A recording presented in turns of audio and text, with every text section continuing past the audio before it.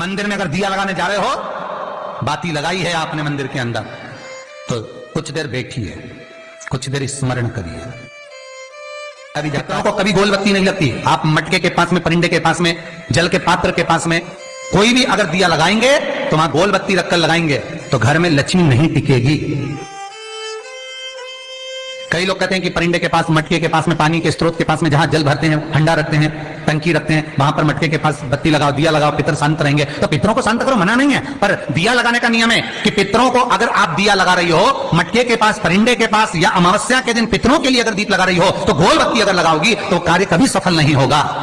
घर में लक्ष्मी नहीं टिकेगी, संपदा नहीं रहेगी, घर में कोई ना कोई बीमार पड़ा ही रहेगा, धन आएगा जाएगा, टिकेगा नहीं।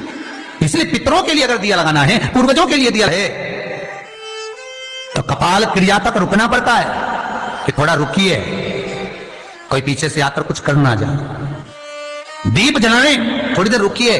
और दीप का भी नियम है हमारा, दीप का भी नियम है। दिए में जो फूल बत्ती लगती है, गोल बत्ती लगती है, गोल वाली, ये बत्ती हमेशा कोई विष्णु भगवान की पूजन कर रहे हो, शिव जी की पूजन कर रहे हो, कोई अन्य देवता का अगर आप स्मरण कर रहे हो तो गोल बत्ती लगाई जाती है। भगवान के मंदिर में पूजन कर रहे हो तो गोल बत्ती लगाएं। लंबी बत्ती, लंबी वाली जो बत्ती होती है लक्ष्मी की पूजन में, देवी पूजन में, जितनी भी माताओं की आप पूजन करोगे, जितनी भी देवियों का आप स्मरण करोगे, उसमें लंबी बत्ती का प्रमाण। पितरों की पूजन में लंबी बत्ती का प्रमाण है। लगाना है पितरों के लिए अगर दीप लगाना है तो लंबी बत्ती लगाइए, लंबी बत्ती। महाराज लंबी बत्ती का प्रमाण हमारे यहां शास्त्र का, गोल बत्ती का प्रमाण। और सुंदर चरित्र कहा, यदि आपके जीवन में बहुत ज्यादा लक्ष्मी से तकलीफ है, कष्ट बहुत ज्यादा है, या संबंध खराब हो रहे हैं, बहू और बेटों के संबंध खराब हो रहे हैं, अदालत में बात चली गई कि लड़की और लड़के का तलाक होने वाला है, बहू अपने घर जाकर बैठ गई, आने को तैयार नहीं है, जमाई अपने घर रह गया, लड़की को लाने को तैयार नहीं है, सास बहू में आपस में तनमन चल रही है, प्रेम बिल्कुल नहीं है, या लक्ष्मी आती ही नहीं, बहुत कष्ट है, जमीन जायदाद पड़ी बिक नहीं रही, तो एक काम करना, इतना दुख अगर आपके जीवन में है तो कार्तिक के महीने तक रुको, और कार्तिक का महीना आए, त्रयोदशी तिथि आए, कोई सा भी हो, सोमवार, रविवार, मंगल, बुध, कोई सी भी त्रयोदशी, प्रदोष, कोई सी भी प्रदोष तिथि आए, उस दिन तुलसी की लकड़ी, पहले से तुलसी आपके घर में अगर सूखी हो, तुलसी सूख गई हो, तो उसकी जो लकड़ी होती है, उस लकड़ी का 7 लकड़ी का बंडल बनाकर दीप बना लो। लकड़ी का दीप मतलब लकड़ी, पतली पतली डालियों को लेकर कच्चे सूत से उसको बांध दो, और बांधकर घी में डुबक दो।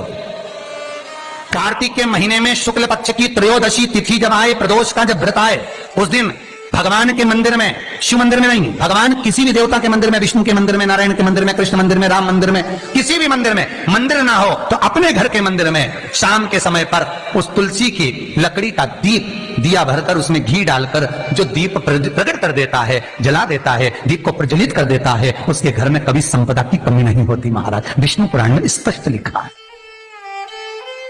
इसलिए शायद कहा जाता है कि भगवान को सर्वश्रेष्ठ कौन सा चंदन अच्छा लगता है। आपको पहले भी कथा में कहा, आगरा की कथा अगर किसी ने सुनी होगी तो उसमें वर्णन किया, भगवान को सर्वश्रेष्ठ चंदन कौन सा, भगवान को सर्वश्रेष्ठ चंदन कौन सा प्रिय है, वो कौन सा चंदन है जो भगवान विष्णु को लगाएं, राम को लगाएं, कृष्ण को लगाएं, वो कौन सा चंदन है जो श्री हरि को लगाया जाए। तो जीते जी भगवान विष्णु एक बार गले लगाते हैं, उसको कहते हैं हरि चंदन। कौन सा चंदन है? हरि चंदन। हरि चंदन बाजार में नहीं मिलेगा, हरि चंदन आपको बनाना पड़ेगा।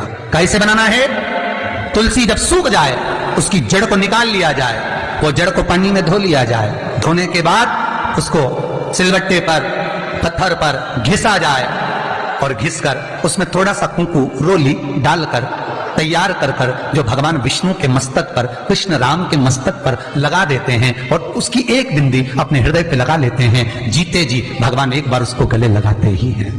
हरि चंदन प्रियता। जैसे शिव महापुराण में रुद्र चंदन का भाव है, शिव महापुराण में रुद्र चंदन का प्रमाण दिया जाता है। अगर आपने लिंग पुराण पढ़ी हो तो उसका 5वां स्कंद अवश्य पढ़िएगा महाराज, और शिव महापुराण अगर पढ़ रहे हो तो उसका कुमार खंड पढ़िएगा, जिसमें रुद्र चंदन का प्रमाण है। रुद्र चंदन कैसा? रुद्र चंदन का प्रमाण कैसा? तो महाराज कहा, चंदन घिसकर, पीला चंदन घिसकर उस चंदन को 3 मुखी रुद्राक्ष पर लपेट लिया जाता। 3 मुखी रुद्राक्ष पर उस चंदन को लपेटा जाता। लपेटोगे उसके बाद उसको ऐसा गोल करोगे तो एकदम चिकना हो जाएगा, एकदम चिकना।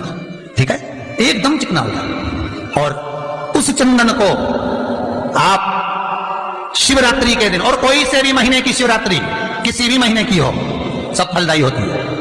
अगर आप पंचांग में देखेंगे तो शिवरात्रि लिखी हुई आती है, हर महीने शिवरात्रि पड़ती है। किसी भी महीने की शिवरात्रि पर रुद्र चंदन, अर्थात जो चंदन का आपने 3 मुखी रुद्राक्ष में लेपन करा है, उसका गोला बनाया है, वो चंदन अच्छा मोटा मोटा कर लेना, अच्छा बढ़िया, ऐसा नहीं थोड़ा बहुत ही लगा, पूरा रुद्राक्ष दिखना नहीं चाहिए। पूरा लपेट कर उसको शंकर के शिवलिंग पर ले जाकर रख दीजिए और फिर धीरे धीरे शंकर भगवान का जल अभिषेक करना प्रारंभ कर दीजिए। वो चंदन पूरा धीरे धीरे शंकर के शिवलिंग पर डलना चाहिए। शंकर के मूल मंत्र श्री शिवाय नमस्तुभ्यं का जाप करिए। यह कहलाता है रुद्र चंदन। इस चंदन के अभिषेक से महाराज जो काम नहीं होता, आप कर कर उस कार्य को प्राप्त कर सकते हो, सिद्ध कर सकते हो। एक बात अपने जीवन में सदा उतार कर, घर में अगर तुलसी का क्यारा है तो तुलसी महारानी हमें ये बता देती है कि हमारे घर में सुख आने वाला है कि दुख आने वाला है। महाराज, तुलसी बता देती है कि आपके घर की दशा क्या है। बार बार जल डालने के बाद भी तुलसी सूख रही है, बार बार आप पूजन कर रहे हैं, पाठ कर रहे हैं, तो भी तुलसी के दल सूख रहे हैं। तुलसी बता देगी कि तुम्हारे घर में तकलीफ आने वाली है, कष्ट आने वाला है, सूख रही है। किसी ने जरूर कुछ ना कुछ ऐसा है कि इसमें घर में तकलीफ आएगी, तुमने लगाया फिर सूखी, फिर लगाया फिर। तुलसा महारानी बता देती है कि कष्ट है। और जिस गमले की तुलसा घेर घमोर हो, फलित हो, आनंद में हो, तो उस घर में फिर दुख नहीं आता, समृद्धि खुद बढ़ती चली। जिन शंकर भगवान को आप जल चढ़ाते हो, जिन ठाकुर जी से आप लाड लड़ाते हो, जिन भगवान कृष्ण का आप स्मरण करते हो, राधा रानी का आप नाम जाप करते हो, जिस परमात्मा का आप भजन कर रहे हो, कीर्तन कर रहे हो, नाम जाप कर रहे हो, नाम स्मरण कर रहे हो, उससे तुम्हारा एक संबंध होना चाहिए, एक रिश्तेदारी होना चाहिए। और उससे जब तुम्हारा कोई संबंध रहेगा, उससे जब तुम्हारी कोई रिश्तेदारी रहेगी, तो उस रिश्तेदारी में जैसे ही आपके प्राण छूटे और छूटते से ही आप जब गए, तो जाते ही आप कहोगे कि कृष्ण से मेरा ये संबंध है, वो मेरा पुत्र, वो मेरा भाई, वो मेरा बेटा, वो मेरा सगा, वो मेरा रिश्तेदार, वो मेरा कुटुंबी, वो मेरा पुत्र। जब कहोगे तो तुरंत प्रवेश हो जाए। महाराज, भगवान से संबंध होना चाहिए। कई लोग भगवान को सवेरे से रिझाने बैठते हैं तो भगवान को बनी बनाई बात कहते हैं। ये पाठ कर लो, ये पाठ कर लो, ये पाठ कर लो, ये स्तुति कर लो, सारा बना बनाया। तुमने अपने दिल से कौन सी स्तुति गाई? तुमने अपने दिल से कौन सा भगवान को निवेदन करा, कौन सा नमन करा? बस सवेरे उठना है, नहाना है, भगवान के सामने जाना है, भगवान को नहलाना है, कपड़े पहनाना है, अगरबत्ती लगाना है, थोड़ा सा शक्कर का भोग लगाना। इतने सारे देवी देवता, शंकर जी, राम जी, गणेश जी, सारे देवता, और 2 खुरमा लेके आए, 1 बालूशाही लेके, 2 मठरी लेकर आ गए, 1 मठरी लेकर आ गए, और भगवान को इतनी सी कटोरी में रख दिया। अब बोले, कई लोगों से पूछा, इतनी सी कटोरी में 1 मठरी, 1 खुरमा, और रोज मठरी खुरमा एक साथ नहीं रखती। वो तो आज दिन मठरी का भोग लगा दिया, कल खुरमे का लगाएगी, परसों गुजिया का, परसों पपड़िया का, कोई डब्बे में भरे भराए रखे, रख दिया। और 1 लड्डू रोज लगा देगी, इतना बड़ा। तो पूछा, इतना सा लड्डू और इतने सारे भगवान कैसे खाते होंगे? तो क्या भाव से। तो हमने कहा, तुम भगवान को क्यों? बहुत दुख है गुरु जी, बहुत।